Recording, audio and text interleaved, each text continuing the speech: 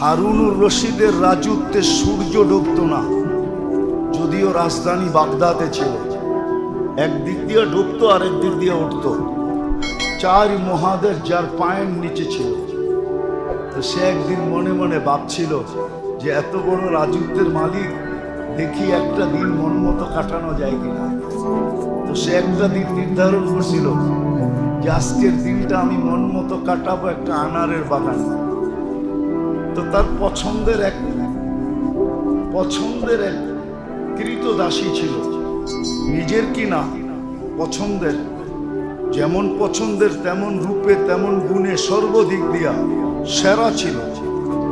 তো সে তাকে নির্বাচিত করছে যে একে নিয়ে আজকে আনারের বাগানে আমি মন মতো রাত দিনটা কাটাবো, রাত্রটাও শুধু দিনটা কাটাবো। মনে হয় 2-10 মিনিট কাটাইতে পারছিল। কাটানোর পদ্ধতি ছিল সে নিজের হাতে একটা আনার পারছে, 2 টুকরা করছে, কিন্তু দাসীর হাতে দিয়া বসে তুই একটা দানা নিবি আর আমার মুখে মারবি, আমি ক্যাচ নিব, আমি একটা মারবো, তুই ক্যাচ নিবি, মুখ দিয়া হাত দিয়া না। তো মনে হয় 2-4-10টাই মারতে পারছিলেন। একটা যখন ক্যাচ নিতে গেছে তখন ক্যাচ না, মুখ দিয়া ক্যাচ নিলে কিন্তু শ্বাস টাইনা নিতে হয়, ছাইরা নেওয়া যায় না। তো যখন শ্বাস টাইনা নিতে গেছে সিধা যায়া শ্বাসনালীর ভিতরে ঢুকে গেছে। 10 মিনিটে কৃত উঠায়া দেখবে না, কান খুলে শুনবে না, মারা গেছে। তো চোখের পানি জড়াইতে জড়াইতে বাহির হইতেছিলেন আর আরবিতে বলতেছিলেন ওয়ালাউ ইয়াউমুন ওয়াহিদ, ওয়ালাউ ইয়াউমুন, একটা দিনও মোর মতো কাটাইতে দিলেন না। 4 মহাদেশের রাজত্ব তো দিলেন, একটা দিন মন মতো কাটাইতে দিলেন না। সত্য এটা, এক শ্বাসও কাটাইতে পারবেন না। আমরা আল্লাহর মুহতাজ। বলেন শেষ দশকে পুরা রমজান বাদ দিলাম, এই ঢাকাবাসী বাংলাদেশবাসী যেইভাবে কাটাইছে, মুসলমান আল্লাহর বিরোধিতা করে, এই গরম তো কম, আকাশ থেকে তো আগুন আসা উচিত ছিল। বলবেন আমরা কিছু লোক তো মসজিদে ছিলাম, থাকলে কি হবে? দুনিয়া তো সম্মিলিত জায়গা, এটাও তো ডিসিশন দেওয়া আছে। আনুহলিকু ওয়াফিনা সালেহুন, নেক লোক থাকা সত্ত্বেও কি আমরা ধ্বংস হব? তো বলছে ইদা কাসুরাল খাবাস, খারাপ লোকের সংখ্যা যখন বেড়ে যায়। আজকে 70% আমাদের সমাজে 70% লোকই ধরলাম যারা নামাজ থেকে বহু দূরে, দিন থেকে বহু দূরে, রোজা থেকে বহু দূরে, আল্লাহ রসুল থেকে বহু দূরে। আমার তো বিশ্বাস গায়রে মুসলিম কটাক্ষ করতে যায় প্রথম ভাবে যে আমার কটাক্ষ কোনো বিপদ দাঁড় করায় না দেয়, সেটা ভাবে। কিন্তু মুসলমান কোনোদিন কটাক্ষ করতে দ্বিধা করে না। মুসলমান আল্লাহর রসুলকে যতটুকু কটাক্ষ করে, আমার মনে হয় না এরকম কেউ কটাক্ষ করে। কি আপনাদের ধারণা কি? বুঝা হই না? আমার সাথে একমত হয়েন, এমনি একমত হয়েন না। মুসলমান যতটুকু কটাক্ষ করে, বিজাতি এতটুকু সাহস পায় না। ও কটাক্ষ করতে ভাবে যে মিডিয়ার যুগ, ছড়ায়া যায়, আবার কোন বিপদ দাঁড়ায় যায়, সাম্প্রদায়িক দাঙ্গা না দাঁড়ায় যায়। কিন্তু মুসলমান এটা ভাবে না।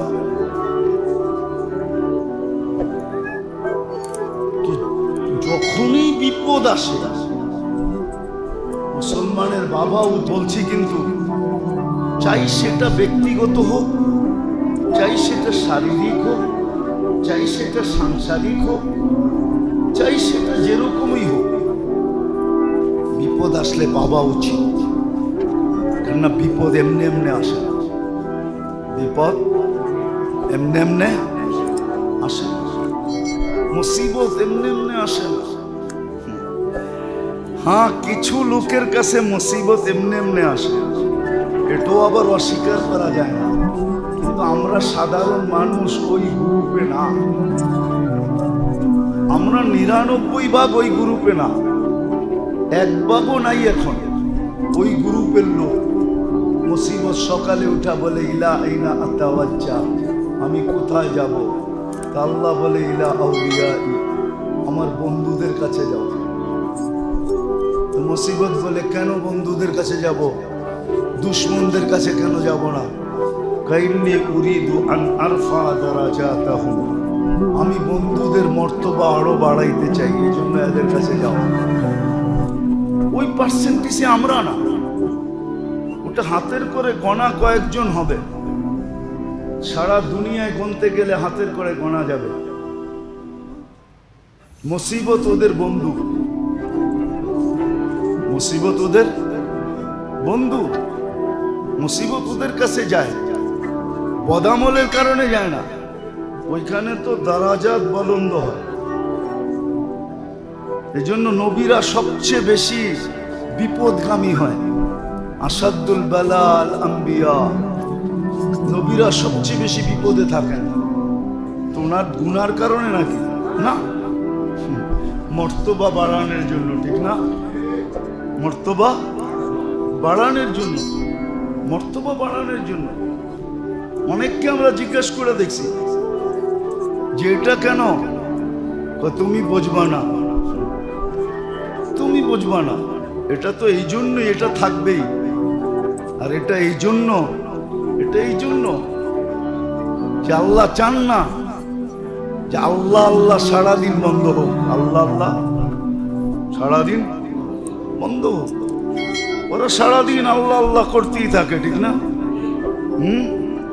আল্লাহ আল্লাহ আল্লাহ জিকিরে লেগেই আছে, টাকায় লেগেই আছে, দোয়ায় লেগেই আছে, ঠিক না?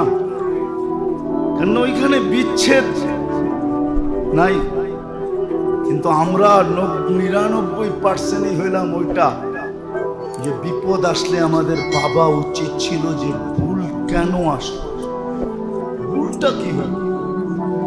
একটা তো আমি আপনাদেরকে চোখে দেখাইলাম যে প্রতি রমজানের শেষ দশকে বাজারগুলা উপচে পড়া ভিড় থাকে, মসজিদগুলা শূন্য থাকে, আল্লাহ খোলা ডাকতে থাকেন, 10 দিন 24 ঘন্টা নাজাতের জন্য ডাকতে থাকেন, বেজর রাত্রগুলা লাইলাতুল কদর দেওয়ার জন্য ডাকতে থাকেন।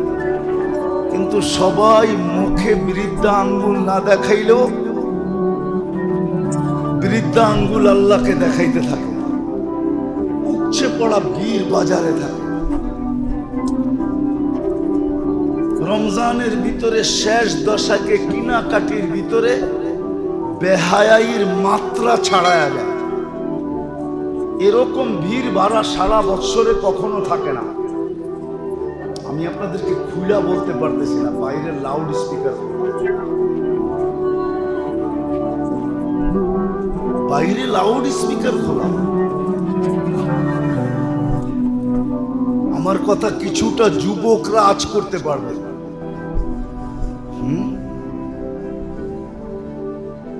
যুবকরা কিছুটা আজ করতে পারবে। এত মজা নেওয়া আর এত মজা দেওয়া সারা বৎসরে মার্কেটে কখনো হয় না, যতটুক শেষ দশকে হয়। সারা বৎসর এতটুকু সেলসম্যানরা মজা নেয় না কাস্টমার থেকে, যতটুক শেষ 10 দিনে মহিলাদের থেকে নেয়।